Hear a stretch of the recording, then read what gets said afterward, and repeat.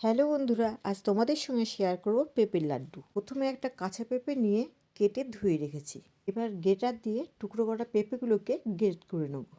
এবার একটা প্যানে জল দিয়ে পেঁপেটাকে সিদ্ধ করে নেব। ভালোভাবে উল্টে পাল্টে দিতে হবে যাতে পেঁপেটা ভালোভাবে সিদ্ধ হয়ে যায়। পেঁপে সিদ্ধ হয়ে গেছে, আর একটু ফুটিয়ে ছেঁকে তুলে নেব। এরপর কড়াইতে অল্প জল দিয়ে আর পরিমাণ মতো চিনি দিয়ে ভালো করে নাড়তে হবে। শিরাটা ঘন হয়ে গেছে, এবার সিদ্ধ করা পেঁপে দিয়ে আর এলাচ দিয়ে ভালো করে নাড়তে হবে। যতক্ষণ না পেঁপের জলটা শুকিয়ে যায় ততক্ষণ নাড়তে হবে। পেঁপে দিয়ে যে এমন সুন্দর লাড্ডু হয়, না খেলে বোঝার উপায় নেই।